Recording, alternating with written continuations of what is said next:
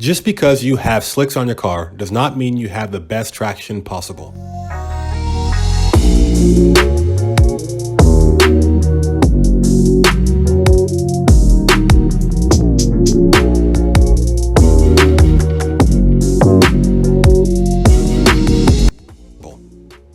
Welcome back to another episode of Monstars. I'm your host Z. Be sure to like, subscribe, and share. And this is part 2 on how to build a fast Hemi and episode 12 of the Mopar Wars. That is me addressing all the Mopar and Mopar hate I've seen over the last 3 years, and it's still weird to me. At the top of this mentality, people think if it's not a Hellcat or Trackhawk, then the car's garbage. At the bottom of this mentality ladder, people think if it's not a Hemi, like the Pentastar V6, then that's garbage. And that couldn't be any further from the truth. We have, before this, at least 11 other episodes proving otherwise, and we're going to keep making more. Now today, I'm going to talk to you about how to improve traction and handling on your vehicle with suspension, specifically camber and tow.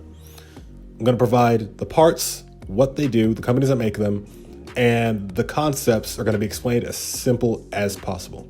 For those who want to read more into this, I do have an article linked in the description below that gives you a basic understanding of this stuff. So let's get started.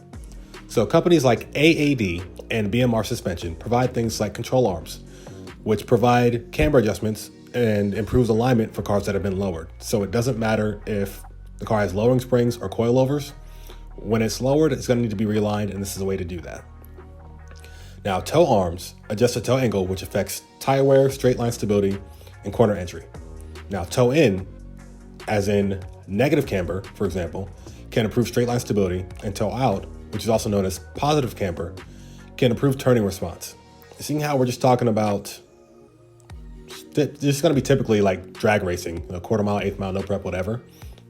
You may not have to worry about tow out too much. And this is just for rear wheel drive cars specifically. Front wheel drive and four wheel drive, all wheel drive cars, it's going to be different. And that's a conversation for another time in a separate video. But this is something you want to look into.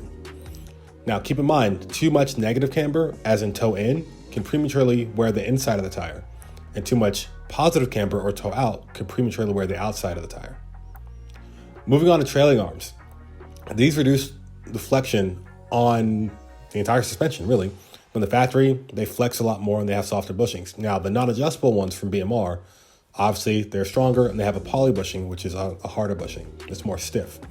And the adjustable ones, it looks like they provide more adjustment without having the actual additional bushing there. And this is the picture of what I've seen of them installed. So I'm not sure if that's just how it is by design to provide the extra adjusting, or if that's something you have to buy separately. I'm not too sure, but it's an option. Moving on to upper trailing arms, these reduce wheel hop. And I know this is something that Mopars have an issue with, especially the earlier ones, like 08s and such. And this is a way to deal with that.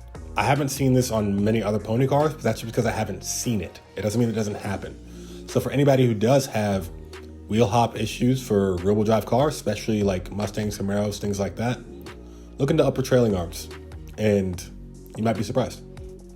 Now moving on to sway bars. These reduce body roll. And for anybody who's seen, unfortunately, when Mopars lose traction or they accelerate or people try to keep them from spinning out when they fishtail, the body does roll, or in this case, it leans to the left or the right, it tilts, if you would. This will reduce that from happening. And sway bar end leaks reduce the sway deflection throughout the sway bar systems.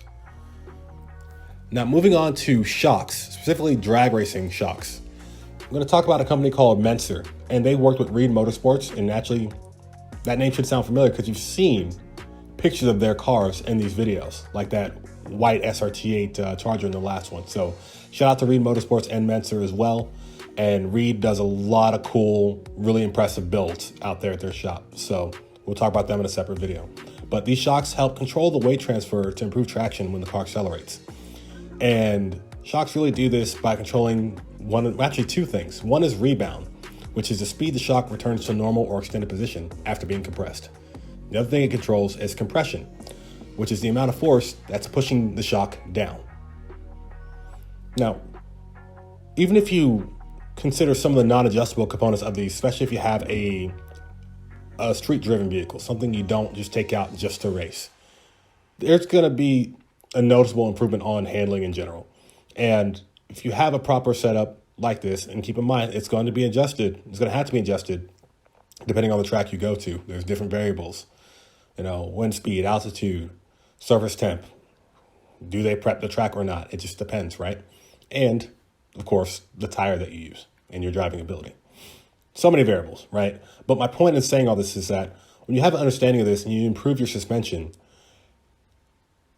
the weight or the force when the car accelerates goes where it needs to, goes to the tires. It hooks up very well. You get traction to accelerate the car even better. So what I'm saying is, in simple terms, you can be just as quick as a car that has more power than you, if not quicker, depending on how good your setup is and what you're running against. So let's say you have a 500 horsepower car that runs a 12.5. And with the suspension setup, you run a 12.1 and you go into 11s. We're on a stock suspension, you couldn't do that. You probably have to go to 600 horsepower to run 11s, or over 600 horsepower while you're running stock suspension. Even if you have a tire, maybe if you have a radio or slick, you might get there. But that wears. You're not going to use those tires every day, but that suspension is going to be there until you take it off or it breaks, right? It's going to be hard to break. So, which would you rather do? Which is a better long-term investment or spend, if you would? And that's it for this video. So something for you guys to consider. Like, subscribe, and share. And stay tuned for the next episode because we're going to talk about gearing. And if you don't know, now you know, but do what you want to do.